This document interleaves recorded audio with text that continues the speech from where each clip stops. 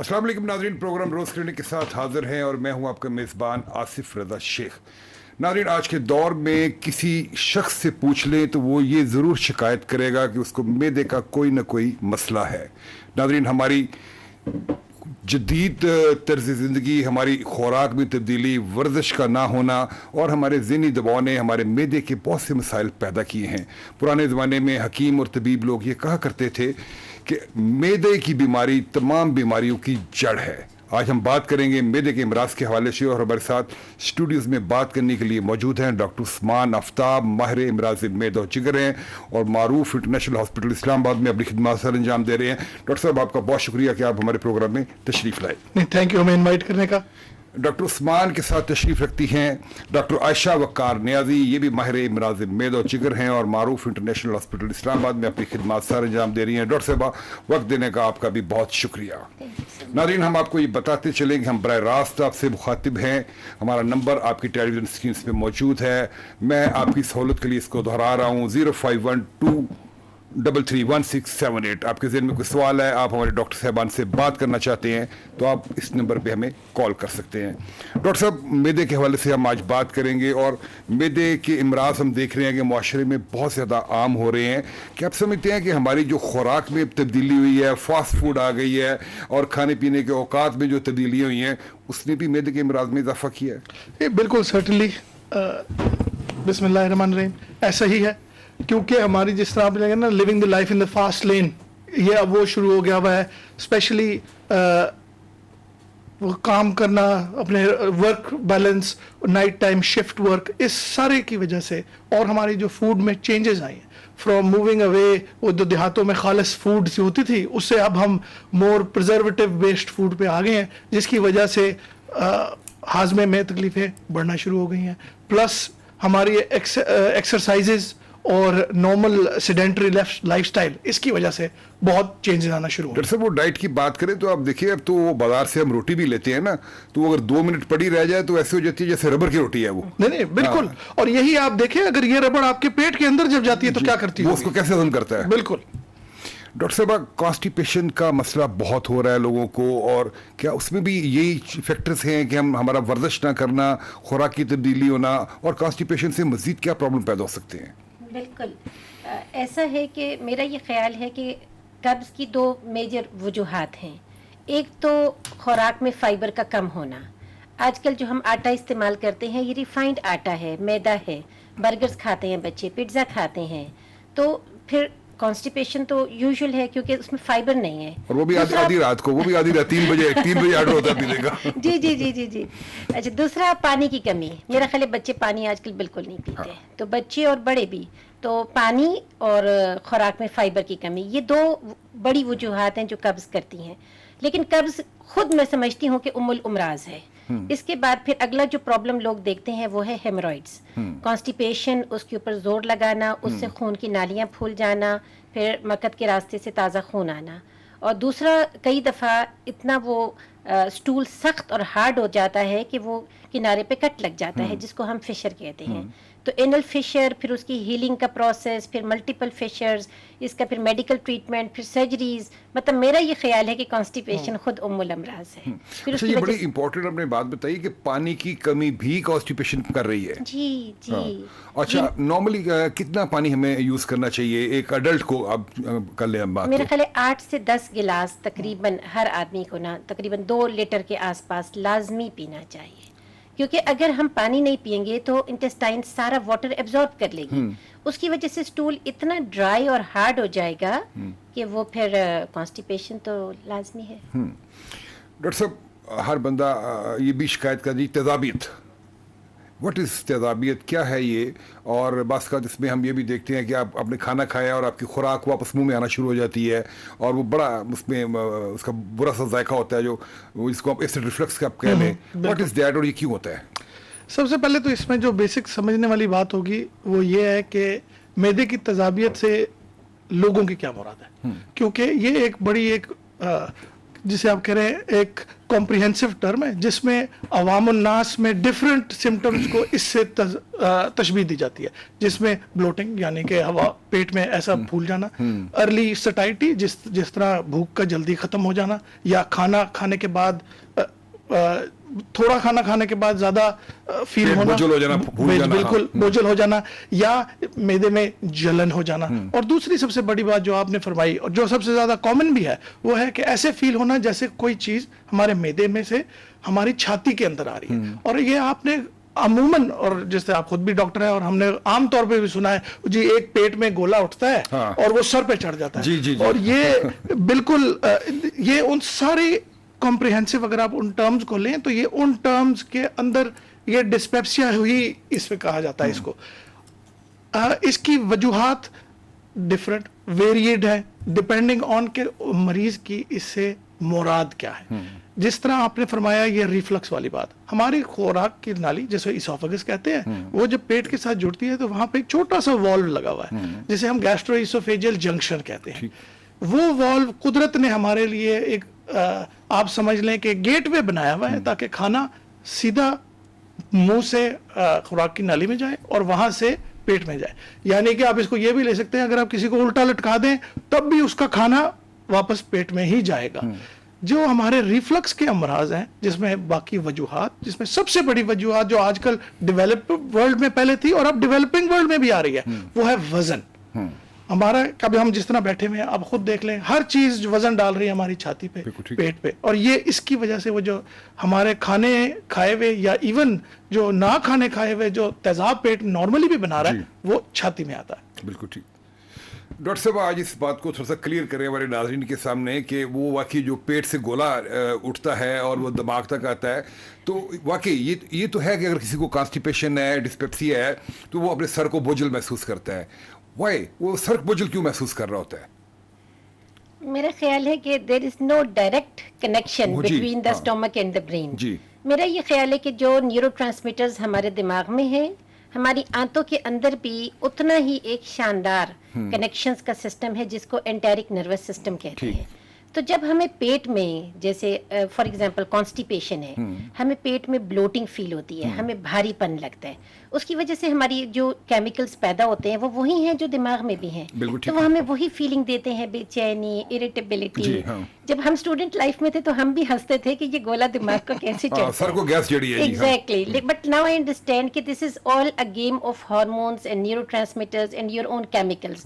तो उसकी वजह से आपको ये बेचैनी, घबराहट, पैनिक अटैक्स, झंझलाहट, ये सब चीजें होती हैं। अच्छा, क्या ये भी पॉसिबिलिटी है कि अगर किसी को कॉन्स्टिपेशन है और स्टूल उसका पास नहीं हो रहा और उसके पेट में ही है, तो वो कोई टॉक्सिक जो इस तरह की जो मादे हैं वो शामिल कर सकता है आपके बॉडी के अंदर? बिल्कुल, ट्रांसमाइग्रेशन ऑफ बैक्टीरिया भी हो सकती है और उनकी उसके अलावा गैसेस बनती भी हैं, मीथेन, सल्फेन, मरकैप्टेन्स, इस तरह की सारी गैसेस बनती हैं।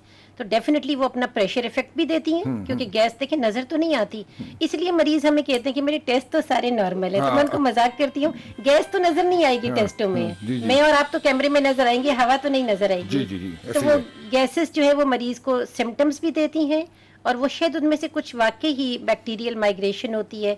और chronic constipation is a cause of GI sepsis in old age, यानी एल्डरली हमारे पास आते हैं सेप्सिस के साथ, कोई वजह नहीं मिलती, तो या यूटीआई होती है या सिंपल कॉन्स्टिपेशन, उसकी वजह से ग्राम नेगेटिव सेप्टिसेमिया हो जाता है। डॉक्टर साहब, ऐसी हमारी जो रोज़मर्रा डाइट्स हैं उनमें से कौन कौन सी ऐसी डाइट हैं जो एसिडिटी ज़्यादा करने का बायस बनती हैं, या अगर हमने इसी लाइफस्टाइल में रहना है तो हमें किन चीज़ों से अवॉइड करना पड़ेगा? देखिए, पहले तो असूल की बात सबसे ज़्यादा ये है कि हमारे हाजमे का इलाज दवाइयों में नहीं है, तो इसलिए आपकी जो बात है ना ये बिल्कुल 100% दुरुस्त है कि फूड चेंजेस, डाइटरी मॉडिफिकेशन। सब बात करेंगे इसके बाद कॉलर है एक चीज। अस्सलाम वालेकुम। अस्सलाम वालेकुम सर। वालेकुम सलाम। कहाँ से बात कर रहे हैं सर? मोहम्मद सर सुल्तान बात कर रहे हैं सरगोदा से। जी सुल्तान साहब, क्या पूछना चाहेंगे? सर मेरा मैदे का मर्ज रहता है अक्सर, जो है ना थोड़ा ऊंचे बोले। मेट्रोजोल खाता रहता हूँ तो इससे कुछ फर्क पड़ जाता है, लेकिन तो मुकम्मल इसका इलाज तो बताएं। डॉक्टर साहब, कोई भी जो अभी बात अब कर रहे थे ना, कहते मेप्राजोल में खाता रहता हूँ, तो मुकम्मल कोई इलाज बताएं इसका। देखिए, ये वही बात जो आपने टच की इस वक्त, हम दवाइयों में इलाज ढूंढते रहते हैं हाजमे का, मैदे का। इसका लॉन्ग टर्म इलाज हमारी डाइटरी चेंजेस में, डाइटरी मॉडिफिकेशन में, जिस तरह डॉक्टर साहब ने कहा कि हमारा एक एंटेरिक सिस्टम है। अगर आप अपने जहन में हमारा डाइजेस्टिव सिस्टम लेके आए तो ये एक ट्यूब है, और ये जिस तरह इसका एक टॉप एंड है और एक बॉटम एंड, और ये ट्यूब की फिजिक्स के लॉ फॉलो करती है। इसी तरह जिस तरह हमारी नर्व एंडिंग्स वगैरह है, ये जो एंटेरिक नर्वस सिस्टम, हम ओवर द टाइम जो हम खाते हैं, इन्फेक्शन या दवाइयों से भी, इन चीजों से वो सेंसिटाइज हो जाती है। इसकी वजह से जिस तरह अगर आप ले लें कि किसी का हार्ट टूट जाए, हम प्लास्टर लगा देंगे, इमोबिलाइज कर देंगे, महीने बाद वो ठीक हो जाएगा। अनफॉर्चुनेटली या फॉर्चुनेटली, बिकॉज आप कह रहे हैं digestive system is a Marvel of nature, लेकिन हम इसको रोक तो सकते नहीं है। इसने हील करना है अपने टाइम पे और काम करते हुए, जिसे कहते हैं ऑन द जॉब। अब जिस तरह हमारे कॉलर साहब ने फरमाया, दिस इज वेरी कॉमन कि जी पेशेंट हमारे पास आते हैं, वो कहते हैं जी दवाई लेते हैं हम ठीक हो जाते हैं, दवाई के बाद हम खराब हो जाते हैं। वो बात वही है, दवाई का रोल बहुत थोड़ा सा है। वो रोल उस टाइम में जब हम उसको रिकवरी का टाइम देंगे हमारे डाइजेस्टिव सिस्टम को, ये उसके दौरान। मैं इनको मशवरा ये दूंगा और सब आपके व्यूअर्स को भी, कि जिस तरह लोगों की जो ये हजरात या साहिबात जो जिनको लॉन्ग टर्म इलनेसेस हैं, वो एक फूड डायरी बना लें। फूड डायरी कोई बहुत कॉम्प्लेक्स चीज नहीं होती। आप एक पेपर रख लें अपने नाइट स्टैंड पे रात को, उस पे सिर्फ ये लिखें आज हमने क्या खाया और हमारे सिम्टम क्या थे, हुआ क्या। हाँ। आप ये 4 हफ्ते करें, और मैं आपको गारंटी के साथ देता हूं, आपको ये डॉक्टर को दिखाने की जरूरत नहीं है। गुड। आपको पता लग जाएगा कि जी कौन सी चीज मुझे तंग कर रही। और असूल की बात, हमारे डाइजेस्टिव सिस्टम के अंदर जो हम खाते हैं वो तकरीबन 10 से 14 दिन तक रहता है इन वन फॉर्म और द अदर। कॉलर हमारे साथ और है। अस्सलाम वालेकुम। वालेकुम सलाम सर, गुलाम साकिब बात कर रहा हूँ, खानवानी डिस्ट्रिक्ट नौशहरा फिरोज से। कहाँ से बात कर रहे हैं? खानवानी डिस्ट्रिक्ट नौशहरा फिरोज, खानवान कंडियारो डिस्ट्रिक्ट नौशहरा फिरोज। नौशहरा फिरोज से बात कर रहे हैं, क्या पूछना चाहेंगे? सीने में काम करता हूँ तो सीने में जलन होती है सर। अच्छा, और उम्र कितनी है? उम्र हमारी 48 साल सर। 45 साल है जी। डॉक्टर साहब, सीने में जलन होती है जी उनकी? सीने में जलन जो है वो अमूमन मैदे का तेजाब जब ऊपर खुराक की नाली में आता है उसकी वजह से होती है। आपने नोट किया कि किस किस्म की खुराक से मुझे जलन ज्यादा होती है? कॉल ड्रॉप हो गई है बस वो। चलें, इसके लिए वैसे रूटीन में जैसे आप कोई भी एंटासिड का सिरप इस्तेमाल कर लें तो वो आपकी मदद करता है। एंटासिड में जैसे सिरप म्यूकेन वगैरह है, और ये आप बगैर डॉक्टर के नुस्खे के भी ले सकते हैं। और घर में टोटके के तौर पे अक्सर लोग दूध और पानी आधा आधा मिला के, जिसको कच्ची दूध की लस्सी कहते हैं, वो पीते हैं। उससे भी जलन को इफाका होता है। खाने में सुर्ख मिर्च थोड़ी कम रखें, तली हुई अशिया थोड़ी कम रखें। डॉक्टर साहब, एक और मिथ है, मैं तो रिप्रेजेंट कर रहा हूँ सोसाइटी को, कहते हैं जी पेट बोझल हो गया तो सॉफ्ट ड्रिंक ले लें, ठीक है जी, वो गैस आपकी वो खारिज हो जाएगी। तो व्हाट इज दैट मिथ? वो सॉफ्ट ड्रिंक का क्या रोल है आपके पेट के बोझल होने में और आपके डिस्पेप्सिया में? मेरा ख्याल है कि सॉफ्ट ड्रिंक्स ये बेसिकली कार्बोनेटेड बेवरेज। डॉक्टर साहब, एक लाइव कॉलर हम ले लें इसके बाद। जी अस्सलाम वालेकुम। ड्रॉप हो गए जी। तो सॉफ्ट ड्रिंक्स कार्बोनेटेड बेवरेजेस हैं जी। मेरा ख्याल है वो जब उनकी अपनी कार्बन डाइऑक्साइड रिलीज होती है ना, तो हम सब जी रिलीफ हो गया जी, तो आपकी शायद अपनी भी थोड़ी सी गैस उसके साथ ही एस्केप कर जाती, तो आप थोड़ा सा कंफर्टेबल फील करते हैं। वरना ये जो कार्बोनेटेड बेवरेजेस है, मेरा नहीं ख्याल कि ये मैदे के लिए कोई बहुत अच्छी है। यानी ऑन द अदर हैंड बात करें तो ये जो ड्रिंक्स हैं ये नुकसानदेह हैं। जी जी बिल्कुल बिल्कुल। जी कॉलर हमारे साथ। अस्सलाम वालेकुम। जी सर, इस्लामाबाद से बात कर रहा हूँ। जी जी। तो बाबा, मैं आपसे ये बात पूछना चाहता हूँ और डॉक्टर उस्मान साहब से भी जी, कि एक बीमारी जिसको हम लोग सीबो कहते हैं, तो ये लेटेस्ट रिसर्च है जो ओवर बैक्टीरिया ओवर ग्रोथ जिसको कहते हैं। जी जी।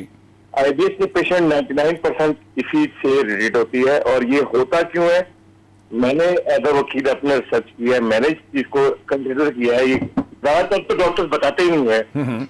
पैदा जब आपका कमजोर पड़ता है, जब आप टेंशन या स्ट्रेस लेते हैं, ये शुगर पेशेंट जब स्ट्रेस लेता है तो उसका मतलब 99% एक्यूरेट काम नहीं करता, जिसकी वजह से उसको ओवर ग्रोथ का इश्यू होता है। उसके छोटी आंख में बैक्टीरिया ग्रो करते हैं, उसको हम अल्सर की तरफ लेके जाते हैं, मुख्तलिफ किस्म की बीमारी की तरफ ले जाते हैं, और एंड में पता चलता है कि ये बीमारी तो जस्ट बैक्टीरिया ओवर ग्रोथ है। और जब हम ऐसी तली हुई चीजें या ऐसी चीजें खाते हैं जो उसको बढ़ाते हैं, खासतौर पे इसमें सबसे पहला किरदार होता है वो मीठे का है। जब मीठा खाते हैं तो वो बैक्टीरिया ओवर ग्रोथ होता है और वो इंसान को ब्लॉटिंग, गैसिंग, तो ये चीज आज तक किसी डॉक्टर ने डिस्कस नहीं की। मैं अगर वकील की बात कर रहा हूँ आपको, मैं वकील हूँ, मैंने पढ़ के समझ लिया इस चीज। तो आपकी कॉल आ रही थी, मैंने कहा आपसे बात करूँ, आपको इस चीज का नॉलेज हो, आप समझते होंगे इस चीज को, आप अपने पेशेंट्स को बताएं ताकि उनकी गाइडलाइन हो।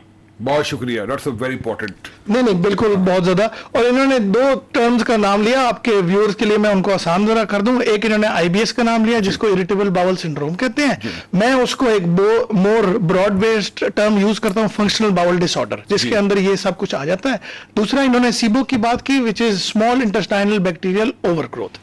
हमारे जिस्म के अंदर दोस्त बैक्टीरिया, जिसे दोस्त जरासीम भी मौजूद हैं, जो आमतौर पर बड़ी आंत में रहते होते हैं। वो हमारे लिए प्रोटेक्शन का भी काम करते हैं, डाइजेशन का भी काम करते हैं, और खाने को और हमारा इकोसिस्टम एक बरकरार रखने का काम करते हैं।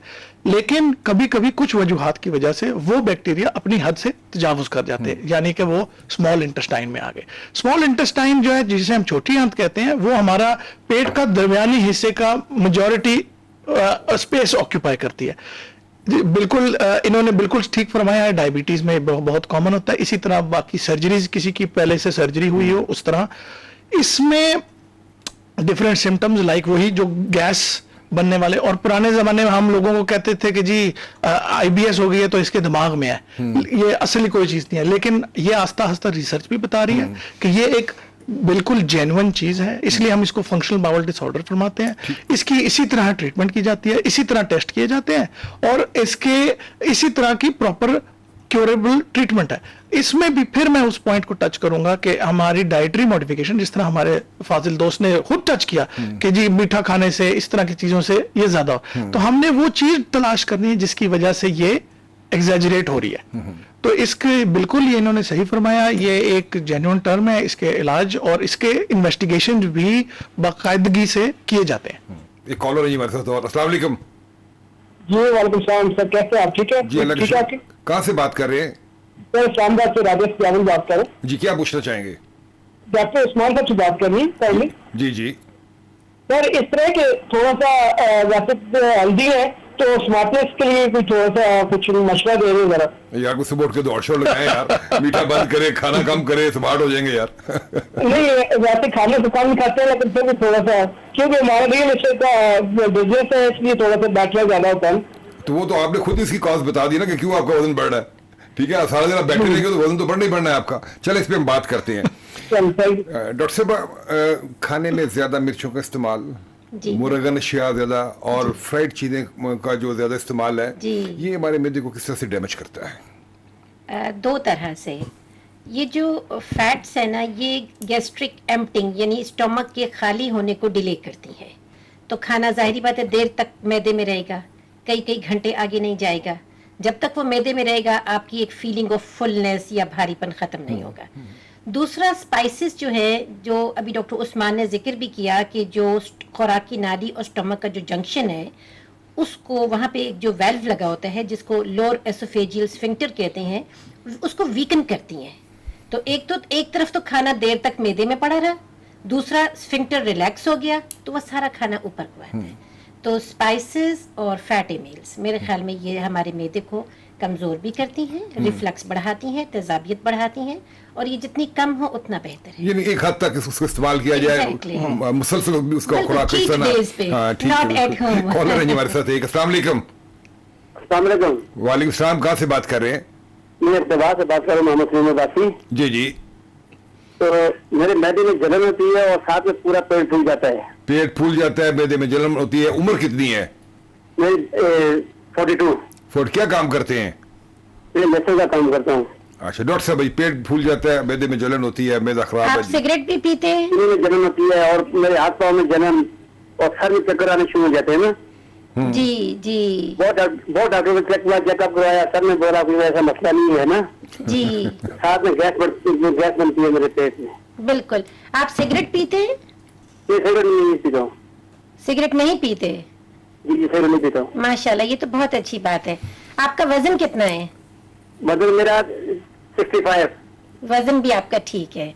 आप खुराक में सुर्ख मिर्चें और चिकनाई और तली हुई चीजें बहुत ज्यादा तो नहीं खाते? नहीं वो भी मैं परहेज रखता हूँ। पराठा नहीं खाता हूँ, कोई तली चीज नहीं खाता हूँ। हर वक्त ऐसे टेंशन या परेशानी तो दिमाग में नहीं रहती? नहीं, परेशानी अल्लाह का शुक्र कोई भी नहीं है। चलिए माशाल्लाह। फिर इसका मतलब है देखें कि आपका शायद अल्लाह के हुक्म से तेजाब मैदे में ज्यादा बनता है। इसको आप क्वेश्चन नहीं कर सकते कि सेम खुराक घर वालों ने खाई, उनको जलन नहीं हुई और मैंने खाई तो मुझे शुरू हो गई। आप बस घर वालों को ये कहिए कि आपके लिए मिर्च मसाला बहुत कम डालें, हल्की काली मिर्च डालें, और आप खाने के साथ दही का प्याला या दूध लाजमी लिया करें। रात का खाना जल्दी खा लें, सोने से 3 घंटे पहले खा लें। अगर आप 10 बजे सोते हैं तो 7 बजे तक खा लें, और रात का खाना आमतौर पे हल्का खाया करें।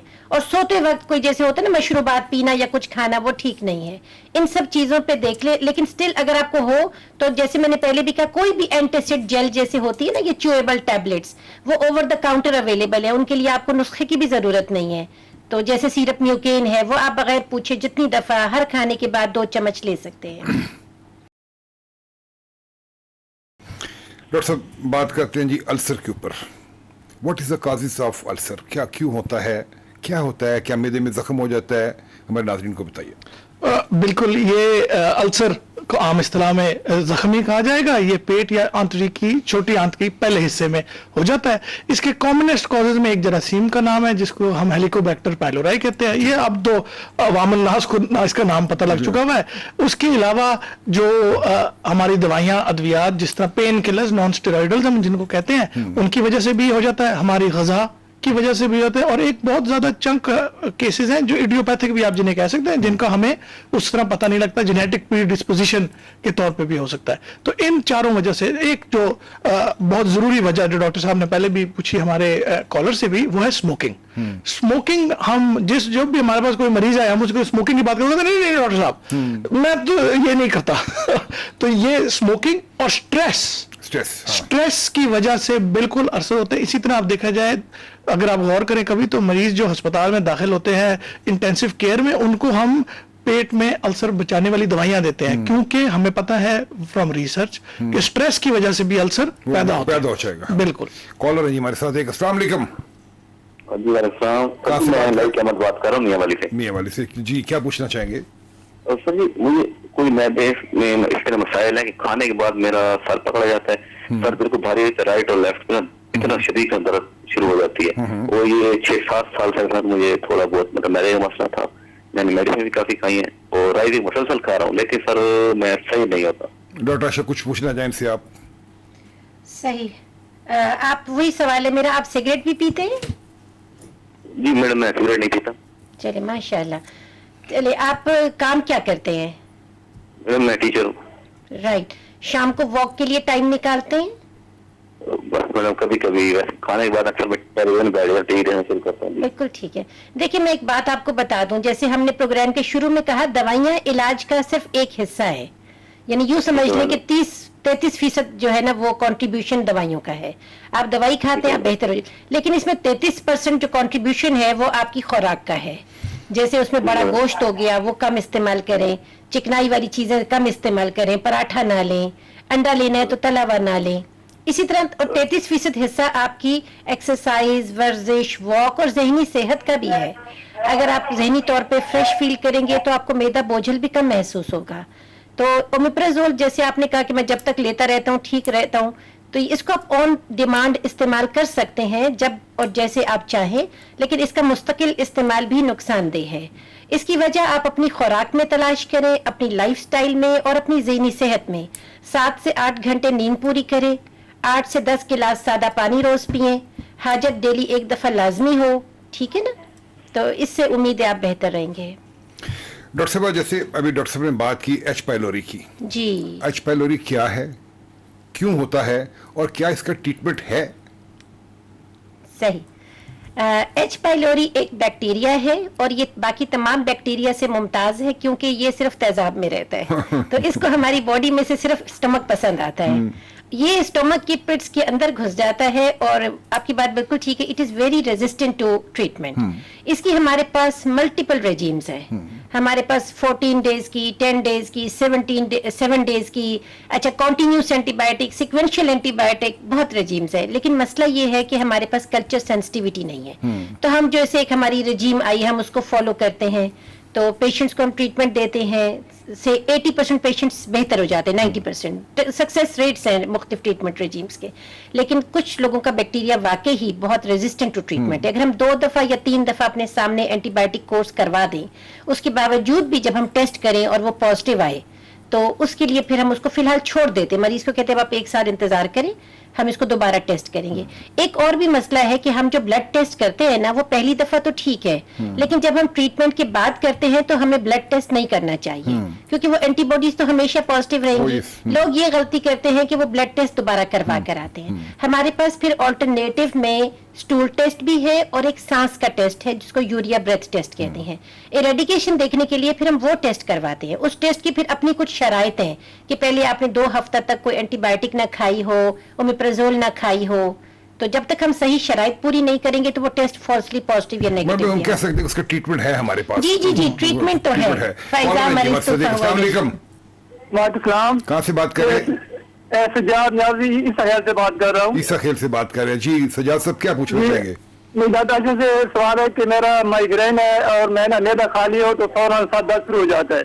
अच्छा। माइग्रेन के मैं काफी मेडिसिन खा चुका हूँ, कोई साल का कोर्स किया है, दरीना काम भी मैंने इलाज करवाया है जी। तो भी मेरा मैदा थोड़ा सा भी खाली हो ना तो फौरन वो गैस साथ चढ़ जाती है, फिर वोमिटिंग होती है, इस तरह माइग्रेन की अलामत होती है जी। माइग्रेन है और सर में गैस चढ़ जाती है और वो कहते हैं मैदा खाने की वजह से भी हो। तो हाँ जी डॉक्टर साहब, ये जिस तरह डॉक्टर आयशा ने पहले भी फरमाया, हम असल में ना हर चीज को इंडिविजुअल लेने की कोशिश करते हैं कि जी सर अलग है, पेट अलग है। At the end of the day हम तो जिस्म तो हमारा एक ही है, तो यानी कि जिस्म के किसी एक हिस्से में तकलीफ हो तो दूसरा हिस्सा उस पर रिएक्ट करता है। इसी तरह माइग्रेन की भी डिफरेंट वजूहात हैं। आपने जिस तरह कहा कि हाँ खाली पेट से मुझे माइग्रेन का अटैक होता है, तो उसका अमूमन आम हाल तो ये होगा कि आप कुछ वक्तन छोटी अमाउंट में कोई चीज खा लिया करें ताकि आपकी वो कैफियत ना हो, क्योंकि माइग्रेन इन इटसेल्फ जो है वो बहुत क्या कहते हैं डिबिलिटेटिंग इश्यू हो जाता होता है। लेकिन अगर आप मुझे ये कहें कि जी ये गोला पेट की वजह से, उठने की वजह से मुझे माइग्रेन होता है, तो उसका इतना आपस में ताल्लुक नहीं है। डॉक्टर आयशा,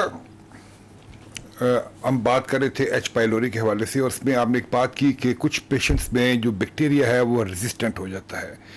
क्या उसमें बहुत सारे पेशेंट्स का अपना रोल नहीं होता कि डॉक्टर ने उसको कहा कि आपने 6 दिन या 7 दिन या 10 दिन दवाई खानी है, तो हमारी टेंडेंसी है हम वो कहते हैं नहीं जी दवाई बड़ी गर्म है, ठीक है जी वो नहीं, यानी इतनी हम नहीं खा सकते। मैंने इसके ऊपर बाकायदा प्रोग्राम भी किए हैं एंटीबायोटिक रेजिस्टेंस के ऊपर, और इसमें हमने बहुत से पहले केस देखे हैं। टाइफाइड के कुछ केसेस हमारे सामने हैं जिसमें बैक्टीरिया बड़ा रेजिस्टेंट हो गया हुआ था। तो इसमें हमारे नाज़रीन को ये बताएं कि अगर डॉक्टर आपको जितने दिन दवाई खाने के लिए बताता है वो खाना क्यों जरूरी होता है? बिल्कुल बिल्कुल आसिफ साहब, ऐसा है कि एच पाइलोरी की जो रजीम है ना वो वाकई बहुत मुश्किल है।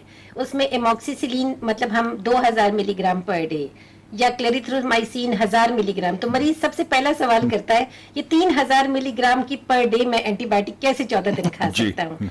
और आपको पता है कि मेजॉरिटी पेशेंट्स का 5 दिन के बाद या वो वापस आते हैं या उनका मैसेज आता है या कोई घर वाला आता है कि ये दवाई तो ये नहीं खा सकती, तो वो 3 दिन खाई छोड़ दी।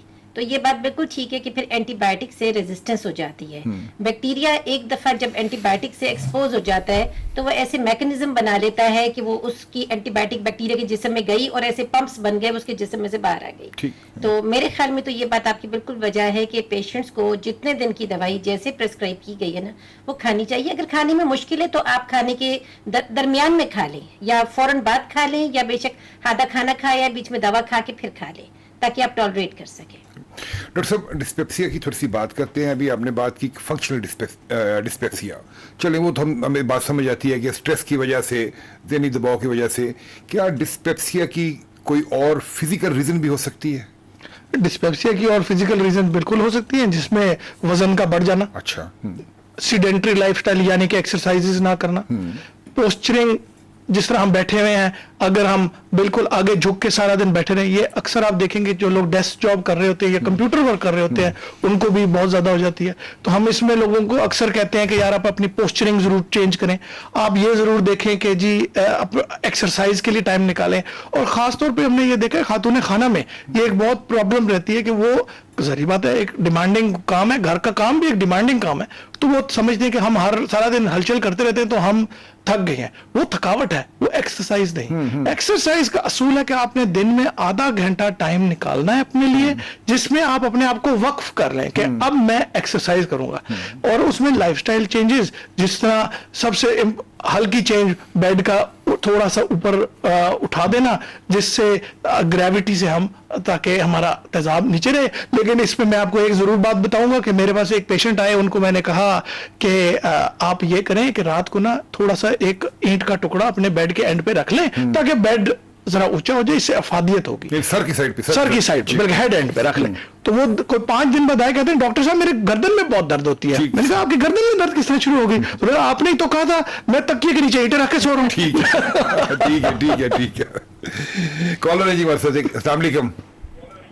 वालेकुम सलाम सर, कैसे हैं आप? ठीक है जी, अल्लाह का शुक्र। कहाँ से बात कर रहे हैं? सर, इमरान बात कर रहा हूँ खान से। जी, क्या पूछना चाहेंगे? सर, मैदे के मसले में मतलब पता करना। तो मैं ये खा रहा हूँ, मैं राजी खाता हूँ तो ठीक हो जाता हूँ, फिर छोड़ दूँ 1-2 दिन तो फिर वही प्रॉब्लम शुरू हो जाती है। जी, अब हमें इस पे हमने पहले भी बात किया, दोबारा कर देते हैं डॉक्टर साहब। वही बात है जी, राइजिक खाता हूँ जी ठीक हो जाता हूँ, छोड़ दो बंद कर दो तो फिर प्रॉब्लम आ जाती है। मैं आपको फिर यही कहूंगी, आपने गेंद हमारे कोर्ट में फेंकी कि मैं ठीक नहीं हो रहा, हमने बॉल वापस आपके कोर्ट में फेंकी कि अपने लाइफस्टाइल को देखें, अपनी खुराक को देखें, अपनी वर्जिश एक्सरसाइज की आदत को देखें, अपनी नींद पूरी करें, अपनी ज़हनी सेहत का ख्याल रखें। दवाइयाँ इलाज का सिर्फ एक हिस्सा है, ठीक है ना? डॉक्टर साहब, अगर किसी का मैदा खराब है, क्या उसमें उसके लिवर का भी कोई अमल दखल हो सकता है? जी जी, अभी आपने बल्कि जो सवाल पूछा ना, फिजिकल रीजंस फॉर डिस्पेप्सिया, मैं उसमें 2 चीजें ऐड करना चाहूंगी। एक तो फैटी लिवर डिजीज, ठीक, और दूसरा गॉल ब्लैडर स्टोन्स। ये दोनों भी बिल्कुल डिस्पेप्सिया करते हैं। जब आप खाना खाते हैं पेट फूल जाता है, और ये कई दफा गॉल ब्लैडर स्टोन्स की इब्तदाई अलामात होती हैं। तो जब मुझे कोई मरीज में बिल्कुल डिस्पेप्सिया लगे तो भी मैं उनको कहती हूँ 12 घंटे खाली पेट एक अल्ट्रासाउंड करा लें। हो सकता है कि आपके पित्ते में पथरी हो जो आपको ये तकलीफ दे रही हो। और दूसरा, जिगर के ऊपर चर्बी का चढ़ जाना। जो फैटी लिवर डिजीज है ना, वो एक मेटाबॉलिक बीमारी है जिसमें जिगर के अंदर कुछ ऐसी तब्दीलियां आती हैं कि ये चर्बी खून से अपने अंदर बनाता भी है, खून में भी बढ़ जाती है, कई दफा खून में नॉर्मल भी हो सकती है, लेकिन जिगर भारी हो जाता है। उसके बाद मरीज को एग्जैक्टली वही सिम्टम होता है कि जब भी वो खाना खाता है वो कहता है फुटबॉल की तरह मेरा पेट फूल गया, और वो 2-3 घंटे वो कैफियत रही, और फिर जब खाना हजम हुआ तो वो कैफियत बेहतर हुई। और फैटी लिवर डिजीज जो है वो प्रोग्रेस कर सकती है, उसमें फैटी हेपेटाइटिस भी हो सकता है, और ये उसी तरह लिवर को कमजोर करती है जिस तरह हेपेटाइटिस बी या सी करता है। Fatty liver can lead to एक एंड स्टेज लिवर डिजीज, ये हमें याद रखना बड़ा इंपॉर्टेंट इशू है। बात करते हैं, कॉलर है हमारे साथ जी। अस्सलाम वालेकुम। जी जी, मैं इम्तियाज बात कर रहा हूँ इस्लामाबाद से। जी जी, क्या पूछना चाहेंगे? एक बात बताएं कि ये जो शुगर पेशेंट्स होते हैं जी, जितने की इनको इनके अक्सर मैदे का इश्यूज रहते हैं ना काफी, तो ये क्या वजह है? मतलब ऐसा क्यों होता है कि उनके मैदे में इश्यूज रहते हैं, और जब उनको इंसुलिन ना लगाया जाए तो उनके मैदे में ज्यादा तकलीफ होती है या इश्यूज होते हैं? ये जरा प्लीज आप अगर कुछ डिस्कस करें। थैंक यू जी डॉक्टर साहब। इसमें ये बहुत इंपॉर्टेंट टॉपिक इन्होंने टच किया। इसमें अमूमन ये उन लोगों में देखा ज्यादा जाता है जिनमें शुगर जो है वो 10 साल से ज्यादा होना शुरू हो जाए, क्योंकि शुगर हमें एक्सपीरियंस से पता है कि जितनी हमारी नर्व्स हैं उनको कमजोर करती है ओवर टाइम। इसी तरह लोगों को पाँव के मसले, चलने के मसले ये भी शुरू हो जाते हैं। इसी तरह जो हमने शुरू में कहा कि हमारा एंटेरिक नर्वस सिस्टम, जो हाजमे का नर्वस सिस्टम है, वो भी कमजोर होता है, जिसकी वजह से डिसमोटिलिटी यानी कि जो नॉर्मल पेरिस्टाल्सिस हमारी मूवमेंट है जिससे खाना आगे को जाता है वो कमजोर पड़ जाती है। इसी तरह एक चीज कही जाती है, उसे कहते हैं गैस्ट्रोपरेसिस, यानी कि पेट कमजोर पड़ जाए और वो अपने अंदर मौजूद खाने को छोटी आंत में ना लेके जा सके।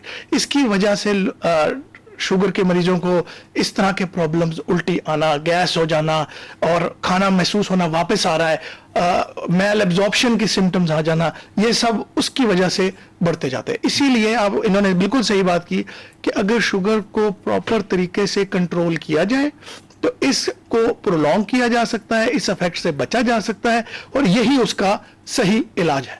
शुगर कंट्रोल हो जाएगी तो भी चीजें ठीक हो जाएगी। हाँ, लेकिन शुगर कंट्रोल एक दिन नहीं, ये एक मुसलसल प्रोसेस है। कॉलर जी हमारे साथ, एक अस्सलाम वालेकुम। हेलो जी, अस्सलाम वालेकुम। कहाँ से बात कर रहे हैं? क्वेश्चन है, कराची से बात कर रहा हूँ, सईद नाम है मेरा। जी, कराची से बात करें। सही साहब क्या पूछना चाहेंगे? सही साहब अपने टीवी की आवाज बंद कीजिए, क्या पूछना चाहेंगे? हेलो, अपने टीवी की आवाज बंद कीजिए, क्या पूछना चाहेंगे? ड्रॉप ओके जी। वो डॉक्टर साहब वही बात के मैक्सिमम जो लोग हैं वो यही बात कर रहे हैं जी कि दवाई खाते हैं तो ठीक हो जाते हैं और दवाई छोड़ते हैं तो फिर प्रॉब्लम सेम जो आ जाती है। डॉक्टर साहब फैटी लिवर की आपने बात की है और मेरा ख्याल है कि आज के दौर में अगर हम सबका अल्ट्रासाउंड करें तो मेरा ख्याल है 95 का फैटी लिवर ही आएगा। जी, इसका कुछ ट्रीटमेंट है या इसको आपने अपनी डाइट चेंज करनी है और एक्सरसाइज पे आना है फिर? जी, इसका दवाइयों में ट्रीटमेंट नहीं है, to be very very honest. हम देते हैं हम लोगों को ये जो विटामिन ई भी देते हैं कि जी फैट को लिवर को प्रोटेक्ट करता है। कॉलर ले लें जी, जी, जी। अस्सलाम वालेकुम। अस्सलाम जी, कहाँ से बात कर रहे हैं? मेरा मियाँ वाले से बात कर रही हूँ। जी, क्या पूछना चाहेंगे? ये आप पूछने चाहते हैं कि हमारा मैदा खराब है, जो कब्ज हो जाती है जिस वजह से ना जी जी रोटी हाजमा नहीं करती जी, जी जी कमजोर होने लगता है बंदा, भाई बहुत कमजोर हो गया बंदा। कमजोर हो गया। डॉक्टर साहब को पूछना चाहेंगे इनसे? जी, जी, कब से आपका क्या मतलब है? मसला है रोटी खाते हैं तो हाजमा नहीं होता जी, कब्ज भी बन जाती है, कहीं पेशाब नहीं आना और यहाँ तो बंदा कमजोर सा लगना लगता है। सही। आप दिन में कितने गिलास पानी पीते हैं? पानी से ज्यादा पीते हैं क्योंकि हम मजदूर बने हैं, कैसे बने हैं, मिस्त्री वाला काम करते हैं। ठीक है। खाना 3 टाइम खाते हैं? जी, 3 टाइम खाते हैं। और आटा जो है वो चक्की वाला आटा है जैसे जिसमें भूसी होती है शामिल? जी हाँ, गंदम अनाज असल आटा है जी। बिल्कुल ठीक है। इसमें मैं आपको यही सजेस्ट करूंगी कि आप खाने पीने के औकात नॉर्मल रखें, वक्त पे 3 टाइम खाना खाएं, सुबह निहार में भी 2 गिलास पानी पिएं, हर खाने के से पहले भी 1 गिलास पानी पिएं। जी, वो डाइट चेंज करे और थोड़ा सा उसको जी, औकात जी। चाहिए। नहीं, और एक बात जो इन्होंने की जिसमें मैं डॉक्टर साहब के साथ आगे बढ़ाना चाहूंगा वो है कि जितना इन्होंने कहा ना मजदूर हैं ये, हाँ। एक कॉन्स्टिपेशन यानी कब्ज का एक बहुत इंपॉर्टेंट फैक्टर है टाइमिंग, जब आपको हाजत आए। हाँ, हाँ। हमारे यहाँ ये भी एक बहुत बड़ा इशू है जी। कि जब आप वो स्टिमुलस आए, आपको फील हो कि अब मुझे जाना है, जी। लेकिन आप उसको सप्रेस कर लें क्योंकि हम किसी काम में कर रहे बिजी हैं। हाँ, अच्छा, वो भी नुकसानदेह है। बहुत ज्यादा नुकसानदेह है। और आप आजकल देखें तो ज्यादा बड़ा मसला लोगों को ये हो रहा है, जितना डॉक्टर साहब सबसे पूछ रही है, पहले तो जिस तरह लग रहा है कि सब पानी भी अच्छा पी रहे हैं, खाना भी सही खा रहे हैं, आटा भी ठीक खा रहे हैं, लेकिन बात उसमें यही है कि क्योंकि हम उस अर्ज को रोकते हैं, इसके बाद आस्ता आस्ता ये बढ़ती जाती है। बिल्कुल वेरी राइट। फैटी लिवर पे बात कर रहे थे जी। हाँ, जी, कि जी, उसको जी। क्या, उसको हम किस तरीके से उसको किसका फैटी लिवर आता है, कैसे उसको हम कम कर सकते हैं? जी डॉक्टर इस्लाम। तो फैटी लिवर जिस तरह डॉक्टर साहब ने कही, बिल्कुल इसका इलाज दवाइयों में नहीं है। और जिस तरह ये तो आजकल दुनिया की रिसर्च में एक बहुत बड़ा सवाल है, जिसमें बहुत लोग इसमें रिसर्च कर रहे हैं, दवाइयां निकालने की कोशिश कर रहे हैं। जिस तरह हम इस वक्त दवाइयां ऐसी दे सकते हैं जिसमें लिवर को प्रोटेक्ट कर दें, या जिसमें विटामिन ई जिस तरह जिक्र किया डॉक्टर साहब ने, इसी तरह कुछ ऑल सॉल्ट्स वगैरह दे दिए तो उससे थोड़ा प्रोटेक्शन हो जाए। लेकिन बॉटम लाइन इज, आप अपनी वेट का अगर 10% वेट कम करें तो इससे फैटी लिवर में बहुत चेंज आता है। क्योंकि हमारे यहाँ ये हम हमेशा अल्कोहल को या हेपेटाइटिस बी या हेपेटाइटिस सी जिसे हम काला यरकान कहते हैं उसको बहुत इंपॉर्टेंट चीज समझते हैं, लेकिन ये फ्यूचर में हम देखेंगे कि फैटी लिवर की वजह से एंड स्टेज लिवर डिजीज जिसको हम लिवर सिरोसिस कहते हैं वो बहुत ज्यादा बढ़ जाएगी, जो हेपेटाइटिस सी या बी में होता है। जो हेपेटाइटिस सी और बी में होता है। जी, जी। तो ये हम इसको अभी बहुत इजी ले रहे हैं, और खास तौर पे इसका जिस तरह इन्होंने डॉक्टर आयशा ने नाम भी लिया, मेटाबॉलिक सिंड्रोम है ये, जिसमें आगे जाके शुगर हो जाना, टाइप 2 डायबिटीज, हार्ट, स्ट्रोक, ये मसले ये पैदा होना ओवर 10-15 ईयर्स। जब आप डायग्नोज हो जाएंगे फैटी लिवर से तो आपका क्लॉक शुरू हो गया। ठीक। क्योंकि ये आपने उस वक्त नहीं हो सकता कि जी जब मेरा लिवर खराब हो गया तो अब मैं वापस जाऊं, उस वक्त वापस जाने का रास्ता बहुत कम रह गया। तो ये इसलिए ये उन चीजों में से है जिसकी फ्यूचर प्लानिंग आपको करनी पड़ेगी। आज ही लाइफस्टाइल चेंज करें, अपने डॉक्टर से रुजू करें, उसके हम टेस्ट करते हैं, आपको आपकी स्टेज बता सकते हैं कि इस वक्त लिवर फाइब्रोसिस की स्टेज क्या है, उसके हम अपने नॉलेज जो है वो अपनी दवाइयों से आपको ऑप्टिमाइज कर सकता है। लेकिन बॉटम लाइन यही है, आपने अपना वेट, और ये टारगेटेड होना चाहिए। ये नहीं हो सकता कि जी मैं 2 kg कम कर लेता हूं या आज सर्दी आ गई स्वेटर उतार दिया तो वेट कम हो गया, ऐसे नहीं होगा। इसका 10% बॉडी वेट आप अपना कम करेंगे 1 साल के अंदर, उससे कुछ आराम आएगा। और ये मैं आपको बताऊं, अगर आप मुझसे एक चीज पूछें मेरी लाइन ऑफ वर्क में कि मैं क्या चीज स्ट्रेस करना चाहूंगा, मैं ये स्ट्रेस करना चाहूंगा, क्योंकि ये फ्यूचर का एक प्रॉब्लम है। क्योंकि अब ज्यादा लोग बाहर से भी खा रहे हैं, चिकनाई वाली चीजें भी खा रहे हैं, फास्ट फूड भी खा रहे हैं, ये सारी चीजें हमारे जिगर पे असर कर रही हैं और ये फ्यूचर का मसला है। इसको आज एड्रेस करें। कॉलर है जी हमारे साथ, अस्सलाम वालेकुम। साहब कहाँ से बात कर रहे हैं? जी सर, कोसारंग से बात करूँ और नाम मेरा सर, छोटी उम्र है, नजर बहुत वीक हो रही है, इसके बारे में डॉक्टर साहब वगैरह करना है सर। क्या वीक हो रहा है?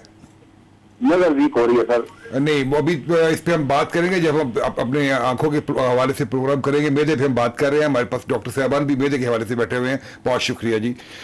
डॉक्टर साहबा, अल्कोहल, सिगरेट और दूसरी जो नशावर अशिया हैं, क्या इनका मेदे पे बुरा असर पड़ता है? जी जी जी जी, अल्कोहल पेट के अंदर गैस्ट्राइटिस भी कर सकता है, फैटी लिवर भी कर सकता है और पैंक्रेटाइटिस भी कर सकता है।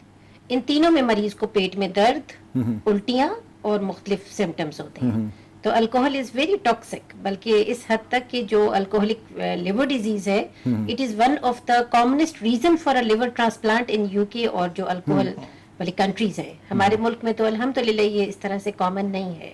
इसी तरह सिगरेट भी, सिगरेट का जो स्मोक है उसके साथ एसिडिटी में इजाफा होता है। तो अल्कोहल और सिगरेट ये तो हम सख्ती से सब पेशेंट्स और नॉर्मली ये भी कहा जाता है कि अल्कोहल से जो लिवर में चेंजेस आती हैं वो इरिवर्सिबल होती हैं, वो ठीक नहीं हो सकती। जी जी, alcoholic fatty liver disease is a very bad thing. Doctor साहब, कोलाइटिस, व्हाट इज दैट? क्या होता है? सबसे पहले तो मैं इस लफ्ज को 2 में डिवाइड करूंगा, जैसे कोलोन और आइटिस, ताकि जिस तरह आइटिस का मतलब है किसी भी चीज की इन्फ्लेमेशन, जिस तरह लेरेंजाइटिस वगैरह वगैरह। इसी तरह अगर कोलोन जो हमारी बड़ी आंत का नाम है, इसमें सोजिश हो जाए तो उसको हम कोलाइटिस कहेंगे। अब आगे बात आई कि उस कोलाइटिस की वजूहात क्या हो सकती हैं। उस कोलाइटिस की वजूहात में हमारे तनाजुल में इन्फेक्शन सबसे पहले डॉक्टर साहब इसकी अलामत बताए, सिम्टम क्या होंगे? कोलाइटिस होगा तो सिम्टम क्या आएंगे? हाँ, कोलाइटिस के सिम्टम्स में सबसे कॉमनेस्ट सिम्टम जो होगा वो तो डायरिया होगा। अच्छा, डायरिया का मतलब है कि पानी की तरह आना। दूसरा जो कॉमनेस्ट सिम्टम होता है वो है बड़े पेशाब में होल आना शुरू हो जाना, पेट में सोजिश, पेट में दर्द होना, वेट लॉस, और फिर उसके साथ जिस तरह हम पहले बात की थी, जिस्म एक पैकेज है, इसी तरह डिफरेंट अलामात, जिस तरह आर्थ्राल्जिया, घुटनों, बड़े जॉइंट्स का इशू हो जाना, आंखों की इन्फेक्शन हो जाना, इसी तरह मुंह में छाले निकल आना, ये सारे उसका एक फीचर होते हैं। और ये उसी तरह है कि हमारी आंतड़ियों की जिसे हम आगे बता रहे थे कि जी इसमें आगे बड़े मसले भी डेवलप हो सकते हैं, जिसमें से एक कैंसर भी है, और ये एक वेस्टर्न वर्ल्ड में तो बहुत ज्यादा इमरजेंसी सर्जरीज का भी वजह बनती है। कॉलर है जी हमारे साथ, अस्सलाम वालेकुम। वालेकुम सलाम। कहाँ से बात कर रहे हैं? मैं इस्लामाबाद से जी। जी, क्या पूछना चाहेंगे? मैंने पूछना है जी, मेरा मैदा खराब है तकरीबन 3-4 महीने से। खराब क्या खराब हो गया उस पर ये भी बताए ना। खाना हजम नहीं होता और मेरे मुंह में और ये गले में जलन, मुंह में सारे दाने निकले हुए हैं। जी डॉक्टर साहब, मुंह में दाने निकले हुए हैं, मैदा खराब है, जलन भी बहुत ज्यादा है, जी कुछ चीज खाई नहीं जाती। जी जी, लगता यही है कि या तो आपको गैस्ट्रोएसोफेजियल रिफ्लक्स है, ये जो जिसमें हमारे मैदे का तेजाब खुराक की नाली के जरिए गले की बैक तक आके उसको टच कर सकता है, तो उसमें मरीज को गले में कोई चीज अटकी हुई भी लग सकती है। सुबह उठें तो जबान कड़वी महसूस होती है, जबान का जायका खराब लगता है और कभी कभी मुंह में छाले भी बन जाते हैं। तो मैदे के रिफ्लक्स के लिए आपको एक दफा दिखाना पड़ेगा, अपनी खुराक में भी तब्दीलियां कर लें, जैसे अगर सिगरेट पीते हैं वो कम कर दें, सुर्ख मिर्च मसाला जात कम कर दें, और इसके लिए आप सिम्टम कंट्रोल के लिए ओमेप्राजोल तो ले सकते हैं, लेकिन कुछ स्पेशल दवाइयां होती है जिनको हम एंटी रिफ्लक्स कहते हैं, वो फिर आप मालिज के मशवरे से शुरू करें, उसकी सुपरविजन में 6 हफ्ते का एक कोर्स होगा, हो सकता है इसमें कुछ टेस्ट भी आपको एडवाइस किए जाए। डॉक्टर साहब बड़ा इंपॉर्टेंट सवाल करने लगा, मुआशरे का सवाल है। कहते जी नाफ पै गई ठीक है ना, अब वो कहते हैं डॉक्टर नहीं मानते जी इस गल को, ठीक है ना, लेकिन वो उसको पेन भी हो रही है, सब कुछ हो रहा है। इधर क्या ये आपके कोई पेट के मसल्स में खिंचाव होता है, स्ट्रेस होती है, व्हाट इज दैट, ये क्या होता है? ये उसी जिस तरह मैंने जो नाम पहले लिया था फंक्शनल बाउल डिसऑर्डर, ये उसमें उसी का एक जुज़ है कि जी मरोड़ उठना, कभी जी इधर दर्द होती है, कभी इधर दर्द होती है, कभी आगे होती है, कभी पीछे होती है, कभी ऊपर, ये सारा वही उसी का सिस्टम है। इसमें जिस तरह हम पहले बार बार बात कर चुके हैं कि इसकी काफी वजूहात हो सकती हैं, जिनमें सीलियक डिजीज के टेस्ट भी होते हैं, जिनमें आंतड़ियों और के इन्फ्लेमेशन अंदर से यानी कि सोजिश के टेस्ट भी होते हैं। सबसे बड़ा पार्ट डाइट का, जो हमने पहले भी फूड डायरी की बात की थी, वो भी इसमें बहुत इंपॉर्टेंट एक रोल रखती है, ताकि हमें पता लग जाए कि वो कौन सी चीज हम खा रहे हैं जो हमारे पेट को आगे इरिटेट कर रही है, जिसकी वजह से मरोड़, गोला, ये सारे एक ही बीमारी के डिफरेंट जुज़ हैं। अच्छा डॉक्टर साहब, जैसे मैंने नाफ की बात की तो कुछ लोग रिपोर्ट ये करते हैं कि उनको पेट का आपको मसाज वगैरह करते हैं तो उससे उनको रिलीफ भी हो जाता है, तो इसमें कोई मसल्स का भी रोल है इसके अंदर, क्योंकि मसाज से रिलीफ हो गया या क्या वजह होती है? मुझे तो ये लगता है जैसे ये तो ट्रेडिशनली लोग गर्म पानी की बोतल पेट पे रखते हैं, मेरा ख्याल है उससे आंतों के पेट के डायरेक्ट जो एब्डोमिनल वॉल के मसल्स का तो मैं नहीं कह सकती, लेकिन इंटेस्टाइनल मसल्स को एक रिलैक्सेशन आती है, बाकी पेट के दर्द को गर्म पानी की बोतल से आराम भी आता है और जो क्रैम्प्स या मरोड़ पड़े होते हैं वो कम हो जाते हैं। डॉक्टर उस्मान साहब बहुत शुक्रिया आपका, डॉक्टर आयशा आपका भी बहुत शुक्रिया। नाज़रीन, बात कर रहे थे मैदे के अमराज के हवाले से। आपने खाने पीने की, सोने की आदत में और इत्तेदाल पैदा करें, अब वर्जिश को अपना रूटीन बनाएं। किसी हकीम ने बड़ी खूबसूरत बात की थी, उन्होंने कहा था कि ज़िंदगी जो है, खाना जो है वो ज़िंदगी के लिए है, ज़िंदगी खाने के लिए नहीं है। प्रोग्राम का वक्त ख़त्म हुआ चाहता है, अपना और अपनी फैमिली का ख्याल रखिएगा। आपसे मुलाकात होगी अगली इतवार। अल्लाह हाफिज़।